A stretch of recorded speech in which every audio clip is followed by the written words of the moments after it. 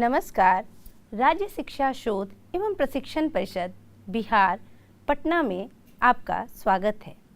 बच्चों, आज हम हिंदी विषय के काव्यखंड के पाठ संख्या 5 को पढ़ने जा रहे हैं। पाठ का नाम है भारत दुर्दशा।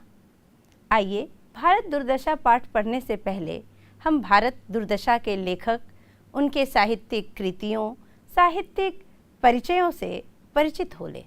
बच्चों, आपको स्क्रीन पर जो तस्वीर दिखाई दे रही है, यह तस्वीर है भारतेंदु हरिश्चंद्र की।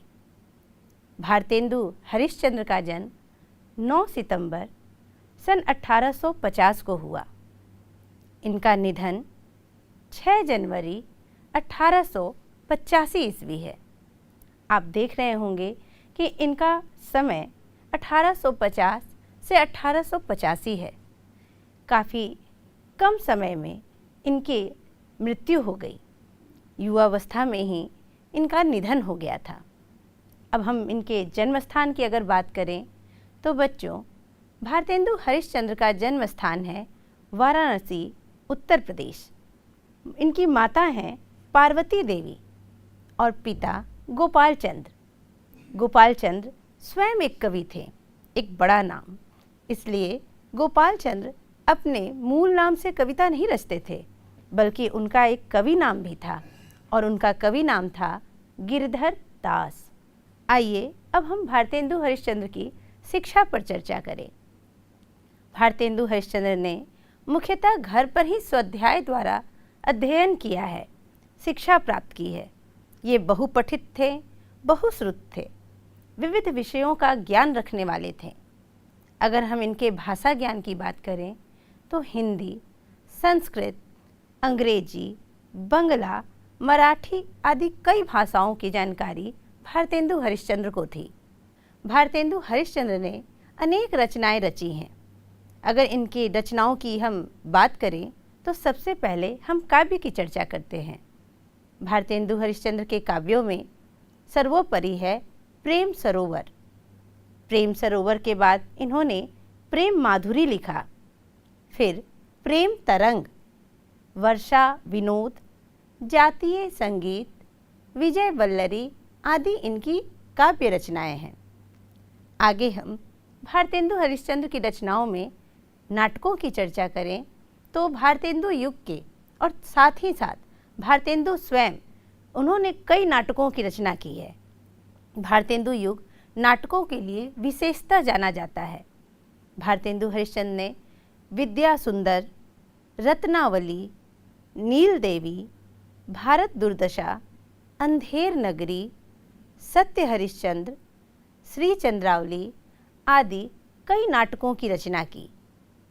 अब हम इनकी गद्य रचनाओं की बात करें तो वैष्णव सर्वस्व, एक कहानी कुछ आप बीती कुछ जग बीती, स्वर्ग में विचार सभा और जातीय संगीत आदि जो रचनाएं हैं, भारतेंदु हरिश्चंद्र के गद्य रचनाएं हैं। इनकी संपूर्ण रचनाएं भारतेंदु ग्रंथावली नाम से भी प्रकाशित हैं, जो कि 3 खंडों में विभक्त है। एक रचना और है जिसमें भारतेंदु की समस्त रचनाएं हैं, जिसका नाम है भारतेंदु समग्र। तो बच्चों, अभी अभी हमने भारतेंदु हरिश्चंद्र के लेखक परिचय से हम वाकिफ़ हुए। भारतेंदु हरिश्चंद्र के बारे में अपने लेखक परिचय से ही बहुत कुछ जान लिया है। अब आइए हम इनकी साहित्यिक कृतियों और साहित्यिक रचनाओं से वाकिफ़ हो लें। भारतेंदु हरिश्चंद्र के साहित्यिक परिचय को अब हम जानते हैं। पहली बिंदु है आधुनिक काल के प्रवर्तक। भारतेंदु हरिश्चंद्र आधुनिक काल के प्रवर्तक माने जाते हैं। हिंदी साहित्य में कुल 4 काल हैं: आदिकाल, भक्तिकाल, रीतिकाल और आधुनिक काल। भारतेंदु हरिश्चंद्र को आधुनिक काल का प्रवर्तक माना जाता है। भारतेंदु हरिश्चंद्र के नाम पर पूरा एक युग ही है, जिसे हम भारतेंदु युग के नाम से जानते हैं। हालांकि यह युग काफ़ी कम समय में रहा, कारण चूँकि स्वयं भारतेंदु अल्पायु रहे। 1850 से 1885 भारतेंदु का समय था और उनके युग की अगर हम बात करें तो 1850 से 1900 वर्ष तक भारतेंदु युग माना जाता है। आगे हम देख सकते हैं कि भारतेंदु युग में ही अनेक विधाओं और साहित्यिक रूपों का श्री गणेश हुआ है। भारतेंदु हरिश्चंद्र को अनेक विधाओं और साहित्य रूपों के श्री गणेश का श्रेय दिया जाता है। भारतेंदु युग में चूँकि कई विधाएं सर्जित हुई थी, इसलिए भारतेंदु युग पूरा विधाओं के लिए ही जाना जाता है, खासकर गद्य विधाओं के लिए। आगे हम देख सकते हैं हिंदी भाषा और साहित्य के नव जागरण के अग्रदूत माने जाते हैं भारतेंदु हरिश्चंद्र। ऐसा माना जाता है कि हिंदी भाषा और साहित्य में एक नव जागरण हुआ, एक नया जागरण, और उसके अग्रदूत भारतेंदु हरिश्चंद्र साबित हुए। आगे के मुख्य बिंदुओं में हम देख सकते हैं कि कविता, कथा, नाटक, निबंध, आलोचना, यात्रा साहित्य, पत्रकारिता, वैचारिक साहित्य आदि विधाओं का नूतन आरंभ इन्हीं के युग में हुआ। मैंने अभी अभी यह कहा भी था कि अनेक विधाएं इनके युग में रची गई, सर्जित हुई। आपके सामने कुछ उदाहरण स्वरूप है कविता, कथा, नाटक, निबंध, आलोचना, यात्रा साहित्य, पत्रकारिता, वैचारिक साहित्य आदि। बच्चों, आगे जब हम पत्रिकाओं की बात करते हैं तो भारतेंदु हरिश्चंद्र ने बच्चों, स्त्रियों और सामान्य पाठकों के लिए भी हिंदी में अनेक पत्र पत्रिकाओं का प्रकाशन किया था। अशिक्षा, अज्ञानता, अंधविश्वास, गरीबी, कुरीतियाँ, कलह और वैमनस्य में डूबे भारतीय समाज को गहराई से समझने की अंतर्दृष्टि यदि किसी को मिली तो सर्वाधिक भारतेंदु हरिश्चंद्र को। यही कारण है कि इनके युग में अशिक्षा, अज्ञानता, अंधविश्वास, गरीबी, कुरीतियाँ, कलह और वैमनस्य आदि विषयों पर कई प्रकार की रचनाएं रची गई। आगे हम देख सकते हैं कि भारतेंदु और उनके साथी लेखकों ने साहित्यिक गतिविधियों और रचनाओं द्वारा स्वाधीनता संग्राम में सक्रिय भूमिका निभाई। चूँकि भारतेंदु हरिश्चंद्र का जब जन्म हुआ 1850 में, तभी लगभग कुछ 7 वर्षों पश्चात ही प्रथम स्वाधीनता संग्राम हुआ। आप जानते होंगे कि भारत का प्रथम स्वतंत्रता संग्राम 1857 में हुआ था और भारतेंदु ने होश संभालते ही इस समर को देखा। यही कारण है कि भारतेंदु की रचनाओं में अपने देश प्रेम और देश की चिंता स्पष्ट ही दिखाई पड़ती है। चूँकि भारतेंदु स्वयं इन रचनाओं को रचे हैं और उन यथार्थ को भोगा है, इसलिए भारतेंदु मंडल में आने वाले कई कवि और साहित्यकार की भी रचनाओं में भारत के प्रथम स्वतंत्रता संग्राम की एक धुन सुनाई पड़ती है और साथ ही साथ देश प्रेम का जज्बा भी। अंग्रेजों के विरुद्ध में कई सारे आंदोलन हुए थे। उन आंदोलनों की पृष्ठभूमि में भारतेंदु युग की कई रचनाएं सक्रिय रूप में दिखाई पड़ती हैं। बच्चों, अभी अभी हमने भारतेंदु हरिश्चंद्र की साहित्यिक परिचय से परिचित हुए हैं।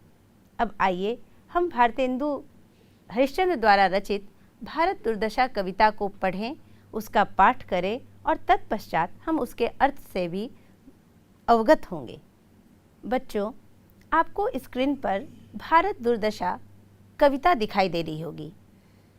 साथ ही साथ यह भी दिख रहा होगा कि इसकी भाषा शैली खड़ी बोली हिंदी नहीं है। चूँकि भारतेंदु हरिश्चंद्र ने अपनी गद्य रचनाओं के लिए खड़ी बोली हिंदी का भाषा को मान्य रखा, तो अपनी पद्य रचनाओं में उन्होंने पूर्व से आ रही ब्रज भाषा को ही माना है। यही कारण है कि भारतेंदु हरिश्चंद्र की रचनाओं को अगर हम देखें तो उनकी पद्यात्मक रचनाएं जो हैं, जो काव्य हैं, वह ब्रज भाषा में रची गई हैं। तो बच्चों, आइए पहले हम इस पाठ को पढ़ें। कविता इस प्रकार है। रोवहु सब मिलके आवहु भारत भाई, हा हा भारत दुर्दशा न देखी जाई। सबके पहिले जेहि ईश्वर धन बल दीनो, सबके पहिले जेहि सभ्य विधाता कीनो। सबके पहिले जो रूप रंग रस भीनो, सबके पहिले विद्या फल जिन गहि लीनो। अब सबके पीछे सोई परत लखाई, हाँ हाँ भारत दुर्दशा न देखी जाई। जह भय शाक्य हरिचंदरु नहुस ययाति, जहाँ राम युधिष्ठिर वासुदेव सरयाति। जहाँ भीम करण अर्जुन की छटा दिखाती, तहाँ रही मूढ़ता कलह अविद्या राती। अब जहाँ देखहूँ तह दुख ही दुख दिखाई, हाँ हाँ भारत दुर्दशा न देखी जाई। लरी वैदिक जन डुबाई पुस्तक सारी, करी कलह बुलाई जवन सैन पुनि भारी। तिन नासी बुद्धि बल विद्या धन बहुबारी, छाई अब आलस कुमति कलह अंधियारी। भय अंधपंगु सब दीनहीन बिलखाई, हाँ हाँ भारत दुर्दशा न देखी जाई। अंग्रेज राज सुख साज सजे सब भारी, पैधन विदेश चली जात इह अति ख्वारी। ताहु पे महंगी काल राग, ताहु पे महंगी काल रोग विस्तारी, दिन दिन दूने दुख ईस देत हाहारी। सबके ऊपर टिक्कस की आफत आई, हाँ हाँ भारत दुर्दशा न देखी जाई। रोवहूँ सब मिलके आवहूँ भारत भाई, हाँ हाँ भारत दुर्दशा न देखी जाई। बच्चों, अभी अभी हमने जो पाठ किया यह ब्रज भाषा में है और ब्रज भाषा में लिखी गई है, इसलिए खड़ी बोली हिंदी का जो लय है वह इसमें नहीं दिखाई पड़ता है। भारतेंदु हरिश्चंद्र अपने तत्कालीन समय की बात कर रहे हैं। उनके समय में अंग्रेजों का शासन था, हमारा देश पराधीन था, जबकि हमारे देश का एक स्वर्णिम इतिहास रहा है। उन्होंने इसी स्वर्णिम इतिहास की चर्चा की है और उन्होंने कहना चाहा है कि जिस भारत का समृद्धशाली इतिहास रहा हो, गौरवपूर्ण स्वर्णिम इतिहास रहा हो, उस भारत की दुर्दशा आखिर कैसे हो गई और इसके पीछे कारण क्या है। भारतेंदु हरिश्चंद्र ने यह एक विचारणीय प्रश्न रखा है और साथ ही साथ वह शोक संतप्त भी हैं कि हमारे भारत की दुर्दशा क्या हो गई है। वह इन पंक्तियों के माध्यम से बताना चाहते हैं कि हमारा इतिहास क्या रहा है और आज हम क्या हो गए हैं। आइए हम आगे पढ़ते हैं और अर्थ को भी साथ साथ समझते चलते हैं। भारतेंदु लिखते हैं कि रोवहूँ सब मिलके आवहूँ भारत भाई, हाँ हाँ भारत दुर्दशा न देखी जाई। भारतेंदु का कहना था कि आइए हम सब मिलकर रोएं, शोक व्यक्त करें, क्योंकि हमारे भारत की जो दुर्दशा हो गई है वह अब मुझसे नहीं देखी जा रही। मुझसे क्या, इस संसार के इस भारत के समस्त भारतीयों को यह दशा अच्छी नहीं लग रही है। इसलिए हम सभी को मिलकर अपने भारत की दुर्दशा पर रोना चाहिए। आगे वे कहते हैं, सबके पहिले जेहि ईश्वर धन बल दीनो, सबके पहिले जेहि सभ्य विधाता कीनो। भारतेंदु का मानना था कि सबसे पहले अगर ईश्वर ने किसी को धन दिया, बल दिया, तो वह थी भारत भूमि। सबसे पहले विधाता ने हर चीज़ को देने में सबसे आगे, सबसे अग्रणी स्थान पे जिसे रखा वह हमारा भारत था। ईश्वर ने धन, बल और सभ्यता तीनों से हमें नवाजा।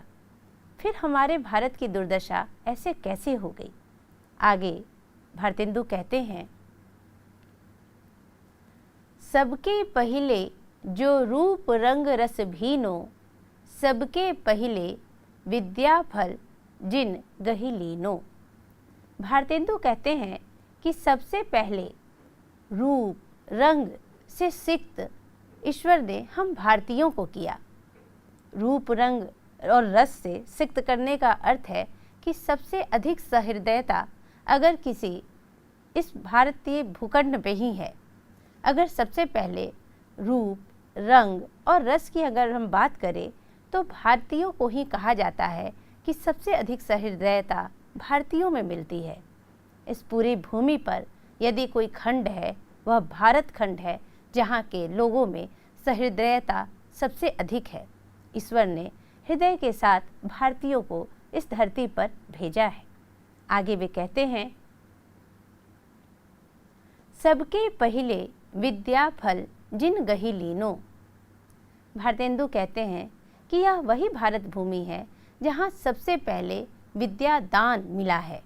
अगर हम विद्याओं की बात करें तो चतुर्दिक विद्या, सारी विद्याएं भारत में ही सबसे पहले दिखाई पड़ती हैं कि यहाँ के लोग कितने विद्वान थे, कितने ज्ञानी थे। इसलिए ज्ञान की भूमि अगर किसी को कहा जाता है तो वह भारत को। आश्चर्य करते हैं भारतेंदु हरिश्चंद्र कि वह भूमि जो ज्ञान भूमि है, वह भूमि जिसकी गौरव गाथा अपूर्व है, उसकी दुर्दशा आखिर यह कैसे संभव है। आगे वे कहते हैं, अब सबके पीछे सोई परत लखाई, हाँ हाँ भारत दुर्दशा न देखी जाई। कवि कहते हैं कि सब में अग्रणी भूमिका निभाने वाला भारत अब वह सबके पीछे हो गया है। आखिर भारत जो सबसे आगे हुआ करता था ज्ञान में, शौर्य में, विज्ञान में, वह आज सबसे पीछे खड़ा है। और इसके पीछे का कारण क्या है? वे कहते हैं कि अब ऐसी भारत की दुर्दशा मैं कतई नहीं देख सकता। आगे वे कहते हैं, जहाँ भय शाक्य हरिचंदरु न होस ययाति, जहाँ राम युधिष्ठिर वासुदेव सरयाति। कवि कहते हैं कि जहाँ पर शक्य मुनि हुए, युधिष्ठिर हुए, सरयाति हुए, ययाति हुए, नहुष हुए, ऐसी धरती पर अब कौन है? कौन ऐसे लोग हैं जो भारत की दुर्दशा में पूर्णतः शामिल हो गए हैं और अपना नतमस्तक कर लिए हैं?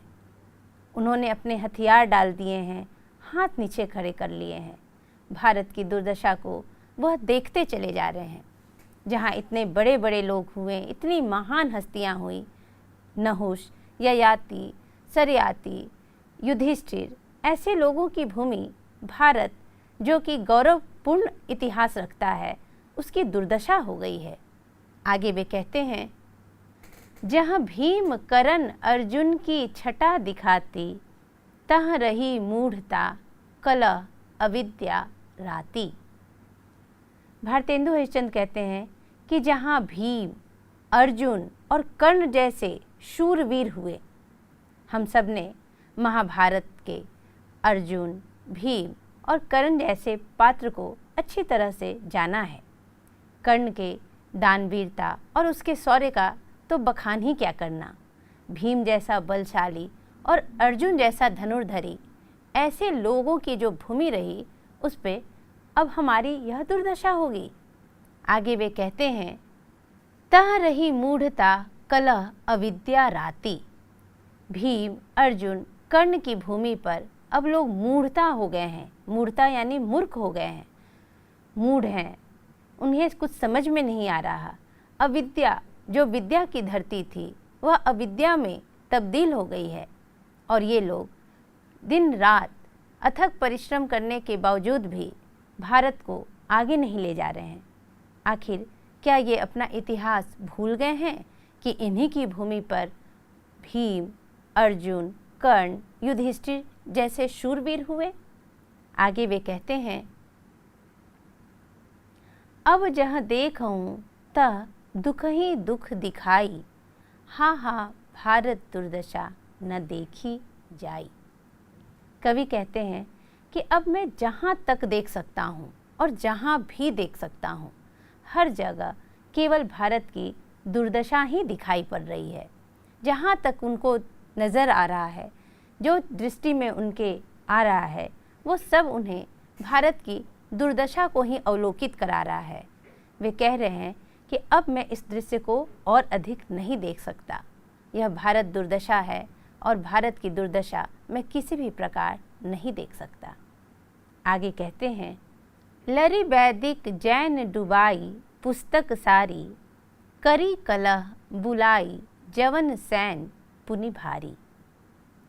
बच्चों, कवि कहते हैं वेदों की भूमि, वेदों का ज्ञान रखने वाली जो भूमि है वह भारत भूमि है। भारतीय चारों वेद का ज्ञान रखते हैं। हिंदू धर्म, सनातन धर्म अपने आप में सबसे समृद्ध रहा है। उसकी बुद्धि, उसके विवेक, उसके ज्ञान का कोई शान ही नहीं रहा और आपस में ही ये लोग लड़ रहे हैं। जैन, बौद्ध कई धर्म विकसित हुए। कहीं ना कहीं हमारे धर्म में बाह्याडंबर और कई तरह की कुरीतियाँ शामिल हो गई।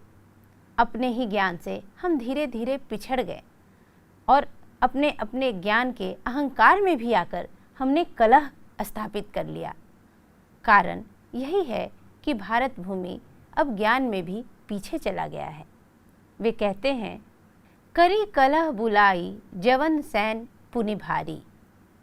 इतने सारे ज्ञान और विद्वान के होने का क्या फ़ायदा जब हम अपनी रक्षा यवन सेना से भी नहीं कर सकते। कवि कहना चाहते हैं कि जब भी व्यक्ति आपस में लड़ता है तो बाहरी चीज़ें अधिक सशक्त हो जाती हैं, हम कमज़ोर हो जाते हैं और बाहरी ताकतें हम पर आसानी से आक्रमण कर सकती हैं। इसी क्रम में भारतेंदु हरिश्चंद्र ने यवन सेना की चर्चा की है। इनका मानना था कि हम भारतीय आपस में ही लड़ रहे हैं, आपस में ही वेद, ज्ञान, पुराण और धर्म को लेकर कलह स्थापित किए हुए हैं। कारण यही है कि यवन सेना जैसे बाहरी शक्तियों ने हम पर आक्रमण कर दिया है और हमें अंदर से कमज़ोर करते जा रहे हैं। आगे वे कहते हैं, तिन नासी बुद्धि बल विद्या धन बहुबारी, छाई अब आलस कुमति कलह अंधियारी। कहते हैं कि जहाँ धन था, बल था, विद्या थी, बुद्धि थी, अब वहाँ इन सब से हटकर कलह आ गया है, अज्ञानता आ गई है, बुद्धिहीनता आ गई है। ये सारी कमियाँ हमारे भीतर घर कर गई हैं। जहाँ हम कर्मशील होते थे, अपने कर्तव्य का हमें ज्ञान रहता था, आज हम वहीं अपने कर्तव्य से च्युत होते जा रहे हैं। साथ ही साथ अज्ञानता में सिमटे जा रहे हैं। कलह का एक बड़ा कारण यह भी है कि हम हठधर्मी होते जा रहे हैं। हमने अपने अपने धर्मों में, अपने अपने अहंकारों में अपने आप को सीमित कर रखा है और हम यह समझ नहीं पा रहे हैं कि धीरे धीरे हमारा क्षय होता जा रहा है। आगे वे कहते हैं, छाई अब आलस कुमति कलह अंधियारी। भारतेंदु का कहना है कि जिस भारत भूमि पर ज्ञान रूपी सरोवर रहा वह आज सूख चुका है। बुद्धि, बल, विद्या जिनके पास था अब वह सबसे हार चुके हैं। अब चारों तरफ आलस और कुमति ही का बसेरा हो गया है। आगे वे कहते हैं, भय अंध पंगु सब दीनहीन बिलखाई, हा हा भारत दुर्दशा न देखी जाई। भारतेंदु हरिश्चंद्र कहते हैं कि अब लोग अंधे हो गए हैं, पंगु हो गए हैं, वह दूसरे पर आश्रित हो गए हैं। इस प्रकार की स्थिति जो भारत में चारों ओर व्याप्त हो गई है वह मुझसे नहीं देखी जा रही है। भारत की यह दुर्दशा मैं नहीं देख सकता। तो बच्चों, पुनः हम कविता के आगे के अंश को अगली कक्षा में पढ़ेंगे। धन्यवाद।